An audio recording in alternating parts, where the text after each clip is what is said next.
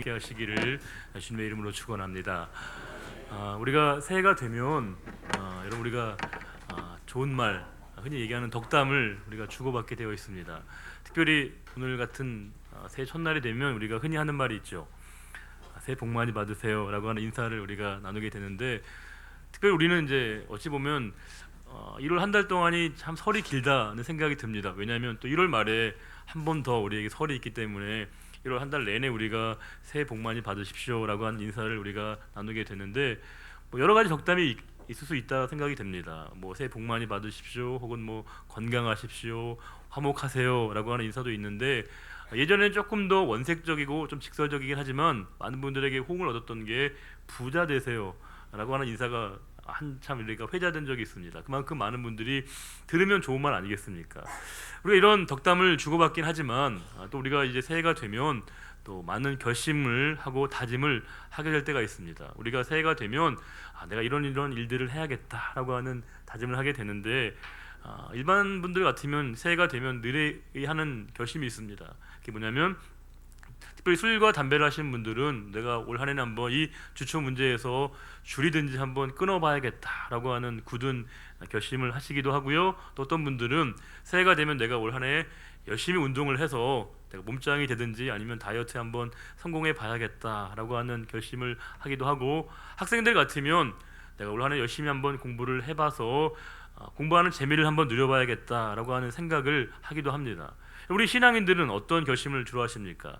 이런 시기에 내가 올 한해는 예배에 정말 승리하는 삶을 살아야겠다, 예배 절대 빠지지 않고 늦지 않고 모든 예배에 내가 하나님과의 임재 만남을 경험해야겠다라고 하는 결심을 하시기도 할 거고요. 또 어떤 분들은 내가 올 한해는 새벽 기도에 한번 승리해 봐야겠다, 새벽 시간을 깨워서 하나님 앞에 나아감으로 말미암아 새벽 제단을 쌓는 시간이 되면 좋겠다라고 하는 생각을 하시는 분도 계실 거고, 또 어떤 분들은 내가 정성껏 최선을 다해서 하나님께 더 많은 예물로 섬기면 좋겠다, 또 어떤 분들은 내가 시간으로 하나님 앞에 더 많이 충성하면 좋겠다라고 하는 많은 결심과 다짐을 하는 시간들이 아마 지금 같은 시간이 아닐까 싶습니다. 그런데 여러분과 제가 이제 여러 번의 그 임상적 실험의 결과로 우리가 터득한 건 뭐냐면, 이런 결심이 생각보다 그렇게 오래 가지는 않는다는 겁니다.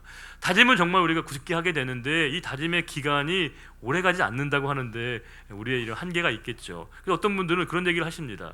말 그대로 작심삼일이죠. 작심삼일의 원래 뜻은 뭐예요? 우리가 결심을 하게 되면, 결의를 하게 되면 3일을 넘지 못한다는 것인데, 어떤 분은 그런 제안을 하시더라고요. 그렇기 때문에 우리가 3일마다 새로운 결심을 하라고, 3일마다 새로운 결심을 하게 되면 어차피 유효기간이 3일은 가는 거 아니냐라고 하는 조금은 냉소적인 얘기를 하시는데, 그런데 그만큼 어찌 보면 우리 인간이라고 하는 게, 우리 모습이 내가 결심과 각오를 내가 스스로 하긴 하지만 그것을 실제로 우리가 이행하는 데는 우리의 분명한 간극이 있다는 걸 우리가 알 수 있습니다. 어찌 보면 이건 아무리 노력하고 애써도 사실 쉽게 극복이 되어지지 않는 어떤 조금 절망적이고 조금 좌절, 우리가 느끼게 되는 그런 한계 상황이 아닐까라고 하는 생각을 해보게 되었습니다. 우리가 극복할 수 없는 상황, 쉽게 넘어설 수 없는 상황, 절망적인 상황을 만나게 될 때 우리 인간이 어떤 심리적인 변화를 겪게 되고 우리가 어떤 행동의 변화를 겪게 되는지에 대해서 잘 연구한 하나의 보고서가 있습니다. 여러분이 그 스위스 출신의 유명한 그 정신과 의사였던 엘리자베스 퀴블러 로스라고 하는 여사가 한 권의 책을 쓴 적이 있습니다. 그 책 제목은 바로 On Death and Dying입니다. 말 그대로 죽음과 죽음어 가는 것에 관하여요. 그러니까 죽는 것 자체와 죽어가는 과정에 관한, 그런 과정에 관한 글을 썼는데, 이 책의 내용은 뭐냐면, 그녀가 많은 사람들이 죽음을 앞두고 말 그대로 이제 더 이상 회복이 불가능하다는 진단과 선언을 듣고 난 다음에 그에 대한 사람들의 심리적인 변화가 어떻게 되어가는지에 관한 그런 연구 결과를 발표했는데, 그 책의 내용을 보시게 되면 그 인간이 그런 절망적인 소식을 듣게 되면 5가지의 단계를 거친다라고 얘기합니다. 첫 번째는 뭐냐면 디나이얼입니다. 부정하는 겁니다. 부인하는 겁니다. 내가 그럴 수 없다고, 내가 어떻게 그럴 수 있냐고, 내가 받아들일 수 없다라고 하는 그런 생각을 하게 된다고 합니다. 이 단계가 지나고 나면 앵거라고 얘기하는 분노를 하게 된다고 합니다. 도대체 내가 뭘 잘못했다고, 내가 무엇 때문에 이렇게 병에 걸렸냐라고 한탄하고 절망하고 좌절하고 또 원망을 하게 되고 주변에 있는 사람들에게 폭력적인 행동과 말을 하기도 하고 또 신앙을 갖고 있는 분들은 절대자에게 그런 원망을 하게 되는 순간이 있다고 합니다. 그 다음 단계는 다이얼로그 앤 바게닝인데 뭐냐면 타협의 시간을 갖는다고 얘기합니다. 뭐냐면 나에게 또 건강을 주시게 되면, 나에게 생명을 회복시켜 주시게 되면 내가 이런 삶을 살겠습니다라고 하는 그런 나름대로의 고백의 시간을 갖는다고 합니다. 그런데 이 시간이 지나고 나면 디프레션이라고 얘기해서 우울의 시간에 빠지게 된다고 합니다. 도저히 내가 이것을 극복할 수 있는 건 아니구나, 내가 이 상황을 도저히 넘어설 수 있는 건 아니구나라고 하는 것을 절감하게 되면서 다 우울의 자리에 빠지게 된다고 얘기합니다. 근데 마지막에는 뭐냐면 억셉턴스죠. 받아들이는 겁니다. 수용입니다. 이 상황을 그가 받아들일 수밖에 없는 상황 가운데 직면하게 되어졌을 때 그 상황을 이렇게 수용하게 되는 과정 가운데 있다고 얘기합니다. 하지만 우리가 이 과정을 통해서 우리가 저와 여러분이 느끼는 것이지만, 엄밀한 의미의 이 수용은 진정한 의미에서의 기쁘게 자원함으로 수용하는 것이기보다는 뭐겠습니까? 우리식으로 용어로 얘기하면 체념이죠. 어찌 보면 내가 더 이상 해볼 수 있는 도리와 방법이 없기 때문에 그것을 받아들이게 되어지는 상황을 우리가 엿볼 수 있다라고 하는 겁니다. 그런데 키브롤로스 여사의 분석에 따르게 되면 그녀가 이런 연구를 하게 된 계기는 뭐냐면, 사실은 죽음 그 자체의 의미보다는 매일매일의 삶의 가치와 의미를 우리가 놓치고 살아가는 것에 대한 문제의식으로부터 이 연구가 시작되었다라고 얘기합니다. 즉 사실은 죽음에 대한 부분, 내가 마지막 한계 상황을 어떻게 받아들이냐의 문제도 있지만 보다 더 중요한 건 내가 매일매일 살아가는 이 삶의 생애에 대한 가치와 의미를 보다 더 환기시키게 되고, 내게 주어진 이 삶의 의미가 얼마나 중요한 것인가를 새롭게 재인식하게 되어지는 계기, 그런 의도로 이런 연구를 했다라고 얘기합니다. 그렇게 보게 될 때는 우리가 어떤 상황에 대한 결과를 놓고 상황과 현상을 보는 것도 중요한 것이지만, 우리에게 중요한 건 뭐겠습니까? 그 현상이 도대체 어떤 원인으로부터 비롯되었는가, 그 원인에 대한 정확한 진단과 분석이 우리에게 훨씬 더 중요한 의미를 가질 때가 많다라고 하는 겁니다. 오늘 우리가 보게 될 이 열왕기 상하의 말씀, 열왕기의 말씀은 기본적으로 원래 한 권의 책이었던 것이겠죠. 이스라엘의 여러 왕들에 관한 기록입니다. 근데 이 열왕기 상하가 기록되어졌던 기록 연대는 어디냐면 바벨론 포로기라고 얘기합니다. 바벨론 포로 시기에 이 책이 서술되었습니다. 그럼 바벨론 포로기라고 얘기하면 이스라엘 민족에게 어떤 역사적인 체험이 있는 시간입니까? 그들에게 말 그대로 절망이거든요. 좌절입니다. 왜 이렇게 우리가 고난과 고통을 당해야 되는지에 대한 그들이 이유와 원인을 규명하고 있었던 때에 그들이 당하고 있는 이 현실적인 이 어려움에 대한 그 원인이 바로 이미 과거의 상황으로부터 비롯되었다는 것을 설명하기 위한 의도로 이 열왕기 상하가 기록되었다라고 하는 겁니다. 그것은 뭐냐면 기본적으로 이 말씀은요, 신명기 사관, 신명기 신학이라고 하는 입장 가운데 이 말씀이 기록되었습니다. 그러면 신명기 사관, 신명기 신학은 뭐냐면 분명한 원인과 결과에 대한 진단이 있습니다. 그것은 뭐냐면 하나님 말씀 앞에 순종하고 하나님 말씀을 이행하게 되면 하나님께서 그에게 축복과 복을 주시지만, 하나님 말씀 앞에 불순종하고 불이행하게 되면 하나님의 징계와 심판이 있을 것이다 라고 하는 이 명백한 이분법적인 구도가 바로 이 신명기 사관, 신명기 신학인데, 그와 같은 틀에서 이스라엘의 지금 이와 같은 그 상황은, 절망적인 상황은 사실은 그 이전에 많은 왕들의 삶을 통해서 그들이 하나님 앞에 불순종했던 과거의 경험과 그 전력으로 말미암아 이런 상황이 초래되었다라고 하는 것을 백성들에게 알려주고자 하는 기록 목적이 있었다고 하는 겁니다. 그렇다면 우리가 이스라엘 백성들의 역사적인 삶을 한번 우리가 되짚어볼 필요가 있는데, 특별히 열왕기하 말씀 속에서 우리는 남북, 그런 남유다와 북이스라엘 가운데 북이스라엘의 상황을 좀 우리가 면밀히 보려고 하는데요, 이 북이스라엘의 상황은 약 208년 동안 지속이 되어졌습니다. 9번의 왕족 가운데 19명의 왕이 바뀌었습니다. 208년 동안 19명의 왕이 바뀌었다면 그렇게 왕의 재위 기간이 길었다고 볼 수는 없겠죠. 어떤 왕은 불과 7일 만에 폐위가 된 왕도 있고요, 1년도 못 된 왕도 참 많습니다. 이 많은 정치적인 격변 가운데 이스라엘의 이 역사적인 상황에 대한 성경의 진단은 단 한마디입니다. 뭐냐면 그들이 하나님 보시기에 악했다는 겁니다. 그들의 모습이 하나님 앞에 패역한 모습이었다라고 하는 것이 성경의 분명한 진단이었다고 하는 겁니다. 그들의 모습에 대한 하나님의 정확한 평가가 바로 그들이 하나님 앞에 악을 행했기 때문에 그 악으로 말미암아 지금 하나님의 징계와 심판을 받는 것이다 라고 하는 인식을 갖게 한다는 겁니다. 그러면 분명히 그 시대는 역사적으로 신앙적으로 암울한 시기죠. 말 그대로 암흑기입니다. 분명히 이스라엘의 많은 왕들이 하나님으로부터 멀어져서, 하나님으로부터 떨어져서 하나님의 말씀과 계명으로부터 그들이 멀어졌던 시간인데, 그러면 과연 그 시기가 과연 역사적으로 완벽하게 철저하게 처절하게 절망의 시간이었냐? 꼭 그런 것만은 아니었다는 겁니다. 열왕기상 19장 18절 보시게 되면 그 아합 시대에도 바알에게 무릎 꿇지 않으냐 한 7천 명이 있었다는 말씀을 하고 있다는 겁니다. 그리고 이사야 46장 3절에도 분명히 그들 가운데 남은 자들이 있었다고 얘기합니다. 남은 자는 뭐냐면 죄악이 관영한 세상 가운데서도 여전히 하나님의 말씀을 지키고자 노력했던 소수의 사람들이 항상 역사 가운데는 존재한다는 말씀을 하나님께 이스라엘 백성들에게 위로의 말씀으로 주고 있다는 겁니다. 우리가 믿음을 지키면서 신앙생활을 하면서 우리가 겪는 어려움이 뭡니까? 우리는 늘 그런 고민을 하거든요. 왜 나만 이렇게 짐을 져야 되냐고, 왜 나만 수고를 해야 되냐고, 왜 나만 이렇게 힘든 일들을 감당해야 되냐고 생각할 때가 많습니다. 고독감이죠. 왜 나만 이 힘든 일들을 감당해야 되냐에 대한 그 고민이 우리에게 참 많은데, 질문이 많은데, 하나님께서 우리에게 분명히 말씀하시는 건 우리가 하고 있는 그 봉사와 섬김의 자리에, 수고의 자리에 나 혼자 하는 건 절대 아니라는 겁니다. 우리가 깨닫지 못하는 사이에 수많은 분들이 헌신하고 충성하고 그분들의 모든 수고로 말미암아 하나님의 교회가 이렇게 아름답게 이어져 가는 것입니다. 그렇기 때문에 분명히 우리가 알지 못하고 깨닫지 못하고 있는 사이에도 하나님을 위해서, 하나님의 영광을 위해서 수고하는 많은 분들이 있다라고 하는 것에 대한 인식을 갖게 하는 말씀이고요. 또 한 가지는 뭐겠습니까? 이 땅 가운데 우리가 누군가를 위해서 그렇게 살아가야 될 우리에게 책임이 있다는 것이겠죠. 우리가 누군가로 말미암아, 분명히 어딘가에서 하나님의 일들을 하고 있는 그 사람으로부터 말미암아 내가 위로와 용기와 소망을 가졌다면 내가 누군가에게 똑같이 위로와 소망과 용기가 되어주는 사람이 되어야 된다는 중요한 책임이 우리에게 분명히 주어지는 말씀입니다.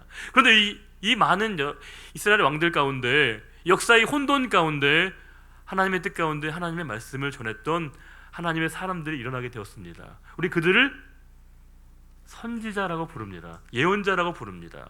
나중에 여러분 제가 선지서를 말씀드릴 때 자세하게 언급하겠지만, 선지자들의 역할은 뭐냐면요, 하나님의 말씀을 받아서, 하나님의 말씀을 깨달아서 그것을 백성들에게 그대로 전하는 역할이 바로 선지자입니다. 사실 오늘의 목사의 역할에 가장 부합한 성경의 직분이 뭐겠습니까? 제가 방금 얘기했잖아요. 선지자들이겠죠. 선지자들 역할이 성경에서 가장 부합한 목사의 직분이겠죠. 하나님 말씀을 전하고 대언하는 일들이니까. 생각해 보세요. 죄악 가운데, 패역한 세대 가운데 하나님으로부터 멀어졌던 그들에게 하나님 말씀을 올곧게 전하는 그 선지자들의 메시지를 사람들은 좋아할 리가 없는 것이죠. 왜냐하면 그들의 이미 마음이 하나님 말씀으로부터 멀어져 있기 때문에 선지자들의 메시지는 사람들에게 잘 받아들여지지 않았다는 겁니다. 그럼에도 불구하고 그들은 오직 하나님의 영광을 위해서 하나님의 말씀만을 백성들에게 그들이 정직하게 전했을 때 그 안에 하나님의 역사가 여전히 이루어지고 있다는 걸 우리들에게 보여주는데, 이 많은 선지자들 가운데 특별히 초기에 활동했던 선지자가 있습니다. 대표적으로 그의 이름이 엘리야라고 하는 선지자입니다. 우리가 지난번 말씀 가운데 확인했던 사람이죠. 이 엘리야가 이제 하나님의 부르심을 받고 이 땅을 떠나게 되었을 때 그의 리더십을 계승받는 사람이 나타나는데 누구냐면 엘리사입니다. 두 사람은 형제가 아닙니다.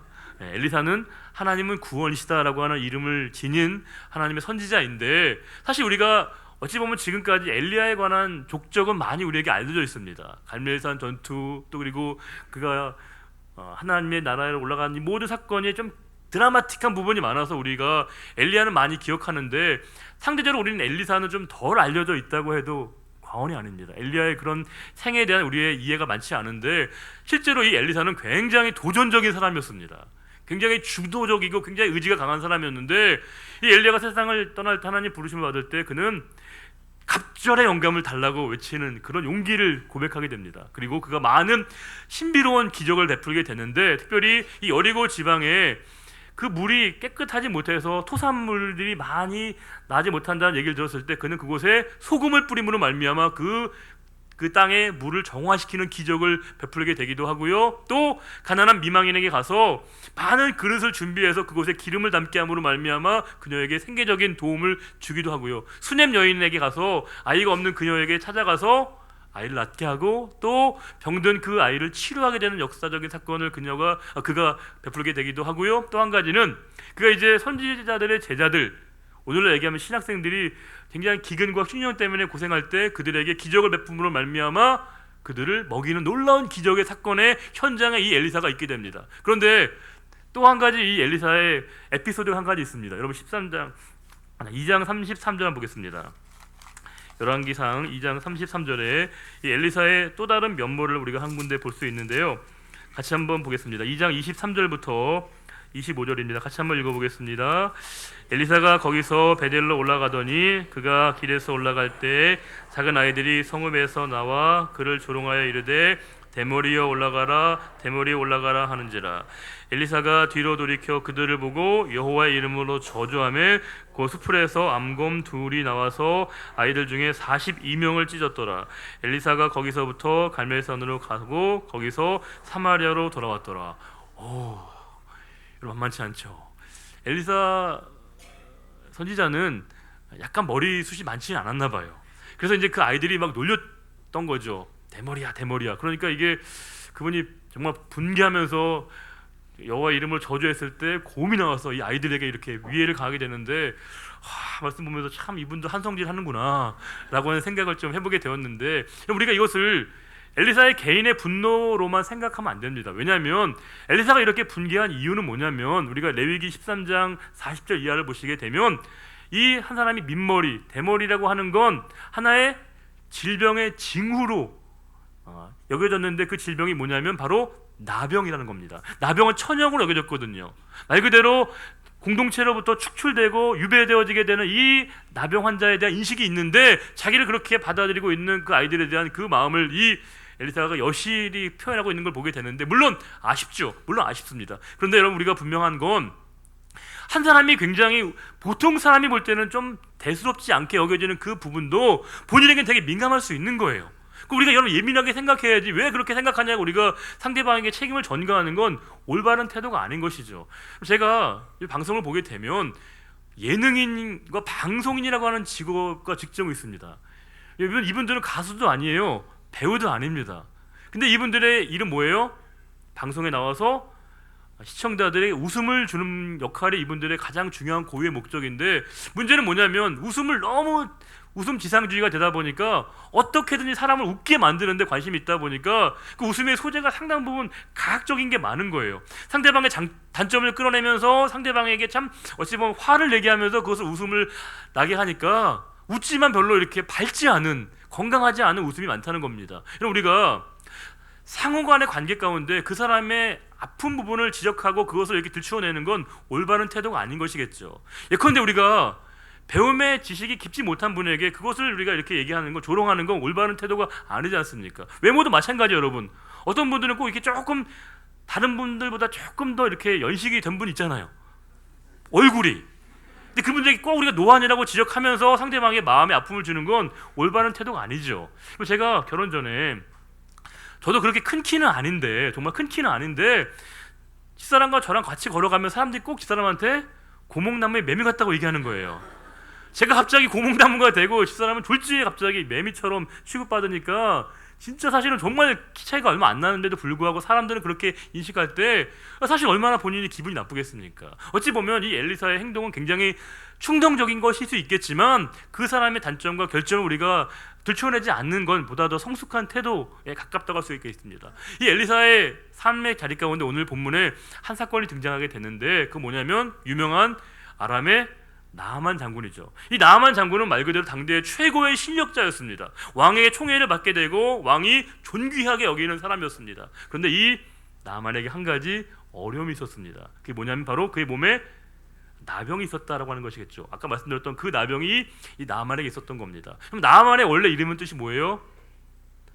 아름답다, 존귀하다, 그런 뜻입니다. 근데 사실 지금 이 아름다움이 참 없는, 어찌 보면 너무 본인의 삶에 좋은 조건과 여건 가운데 있지만 그의 육신의 한계로 말미암아 자신의 삶에 대한 그렇게 평안함이 없는 그 우리 엘리사의 모습을 읽을 수 있다고 하는 겁니다. 엘리사에게 유일한 바람은 뭐겠어요?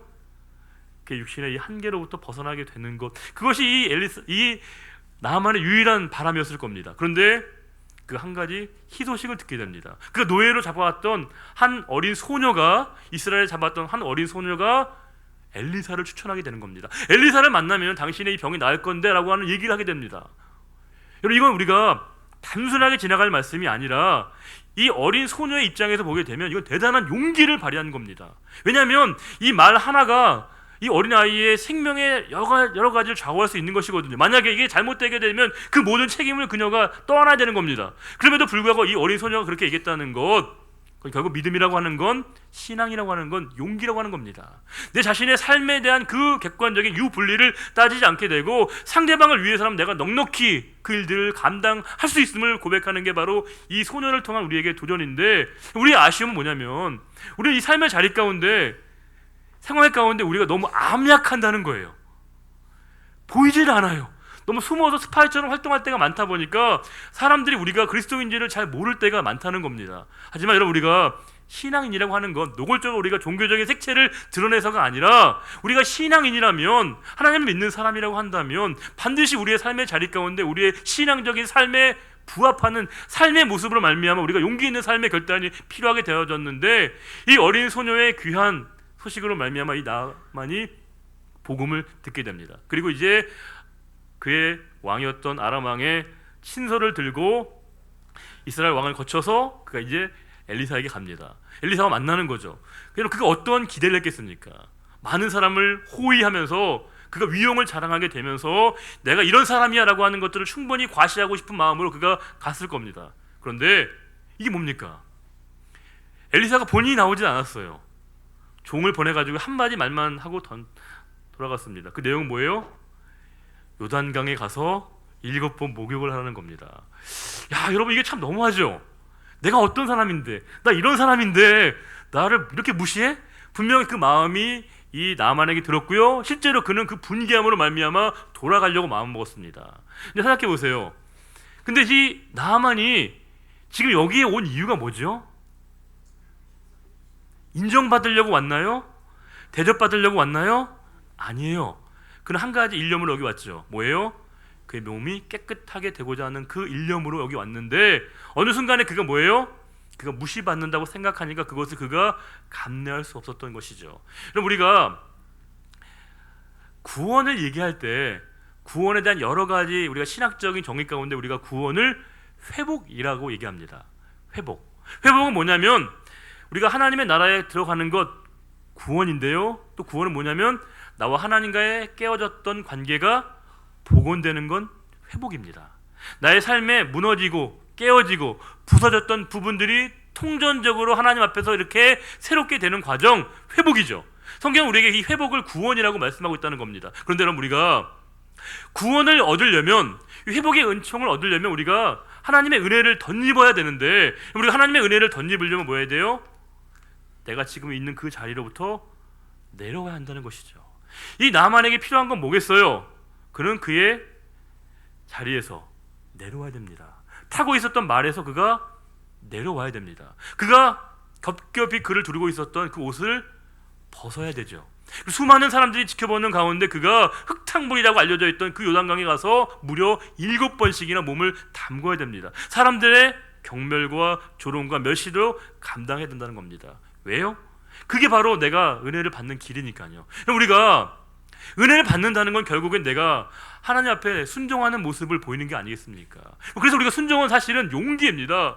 내 삶의 자리 가운데 주신 모든 일들에 대해서 내가 기꺼이 하나님이 주신 말씀 앞에 내가 반응하겠다라고 하는 용기인 것이겠죠. 우리가 여전히 은혜를 받지 못하는 많은 일들이 있는데, 그것은 여전히 내가 위에 앉아서 하나님 앞에서 만남을 우리가 가지려고 할 때가 많습니다. 여전히 내가 두터운 옷을 입고 주님을 내가 대하려고 할 때가 많다는 거예요. 내가 여전히 사람들이 기피하는 그 일을 하지 않음으로 말미암아 내가 내 위치를 고수하면서 하나님과의 만남을 내가 여전히 가지려고 할 때가 많습니다. 그런데 내가 진짜 주님을 만나고 회복되고 은혜를 경험하려고 하면 내가 지금껏 나 자신을 지탱해 줬고 나를 이해하게 해주었다고 생각되는 모든 것들로부터 내가 벗어나고, 그것들로부터 내가 자유해지게 될 때, 온전히 내가 철저하게 겸손한 모양을 취하게 될 때 주님의 은혜를 만날 수 있는 겁니다. 주님의 은혜를 만나게 될 때 그의 삶의 가운데 놀라운 변화를 경험하게 되는데, 우리 14절 보겠습니다. 아까 14절에 5장 14절 이런 말씀이 있습니다. 나아만 이에 내려가서 하나님의 사람의 말대로 요단강에 7번 몸을 담그니 그의 살이 뭐예요?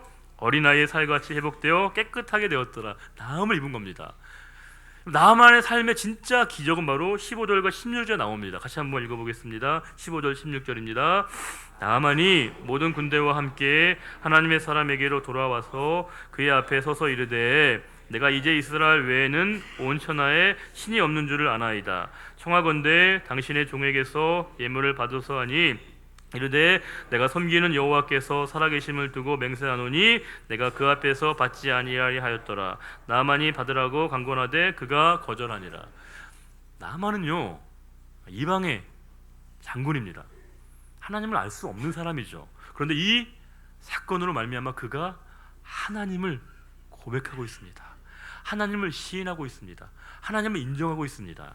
그럼 저는 이 말씀을 통해서 우리는 나만에게 나타난 기적의 사건을 단지 그의 몸이 치유함 받은 걸로 좀 거친 용어지만 마치 회춘한 것에만 의미를 부여하는데 진짜 그의 삶의 놀라운 일은 뭐예요?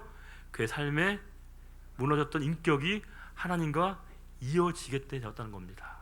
그의 삶의 존재의 변화로 말미암아 하나님을 인정하고 하나님을 시인하는 삶으로 그가 변화되었다고 하는 것, 그것이 이 나만의 삶을 통해 나타난 진정한 기적의 본질이라고 하는 겁니다. 우리는 시간이 지나면 우리가 늙어지는 것, 노화되는 것을 거스를 수 없습니다.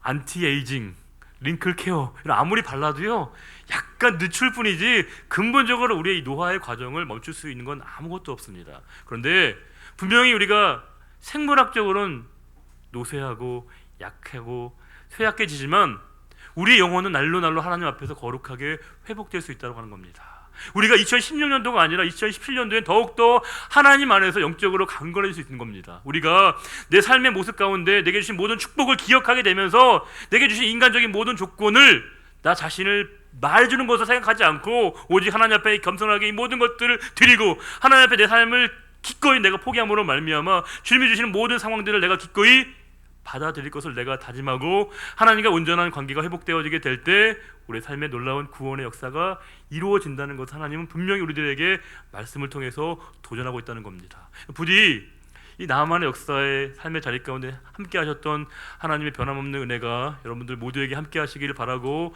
올 한 해 2017년도 매일매일 하나님의 크신 은총과 자비하심이 매일매일 우리 삶의 자리 가운데 풍성하시기를 우리 주님의 이름으로 축원합니다. 기도하겠습니다. 존귀하신 아버지 하나님, 감사합니다. 연약한 저희들을 불러주시고 또 이렇게 첫 예배를 하나님 앞에 드리게 하신 것 감사합니다. 아버지는 나하만이 그의 모든 것을 다 내려놓고 철저하게 겸손한 모습을 취했을 때 하나님의 은혜를 받고 그가 구원을 얻고 회복되었던 것처럼 우리들의 삶의 자리 가운데 온전하게 하나님과의 회복을 위해서, 구원을 경험하기 위해서 내 자신의 모습, 내가 지탱해왔던 모든 인간적인 조건들을 기꺼이 내려놓고 하나님 앞에 겸손하게 서게 되기를 원합니다. 주여, 저희들을 긍휼히 여겨주시고 저희 매일매일 삶의 자리 가운데 하나님의 온전한 기쁨을 위해 살아갈 수 있는 한 해가 되게 하시고 올 한 해 동안에 변함없이 저희들과 함께 하시는 하나님의 놀라우신 사랑을 경험할 수 있는 이 복된 한 해가 되게 해주시기를 간절히 소원하오며 우리와 변함없이 함께 하시는 우리 주님 예수 그리스도의 이름으로 축복하며 기도드리옵나이다. 아멘. 다 같이 일어나셔서 주기도문송 찬양하고 축도로 예배를 마치겠습니다.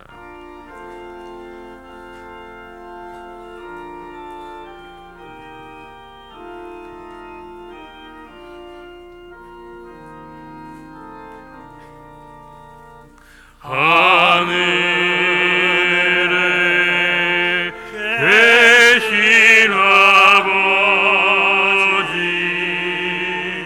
이름 거룩하사 주님 나라 임하시고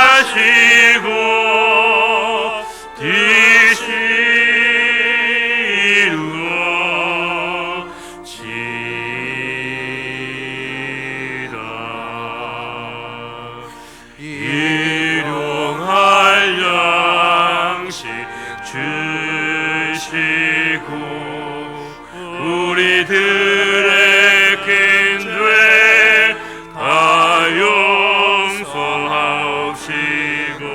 또 시험에 들게 마시고 악에서 구원하소서.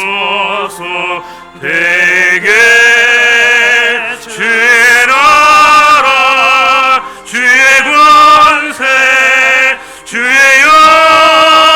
영광 영원히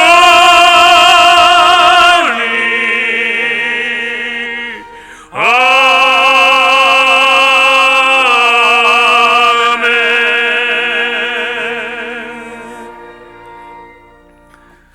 여호와는 내게 복을 주시고 너를 지키시기를 원하며 여호와는 그의 얼굴을 내게 비추사 은혜 베푸시기를 원하며 여호와는 그 얼굴을 내게로 향하여 드사 평강 주시기를 원하노라. 이제는 우리 주 예수 그리스도의 은혜와 하나님 아버지의 다함없는 그 크신 사랑하심과 성령의 참된 용기와 소망 주심이 우리의 삶의 자리 가운데 하나님의 뜻 가운데 회복의 삶을 살기로 다짐하는 우리의 모든 결단과 고백 위에 이제로부터 영원히 함께하여 주시기를 간절히 축원하옵나이다. 아멘.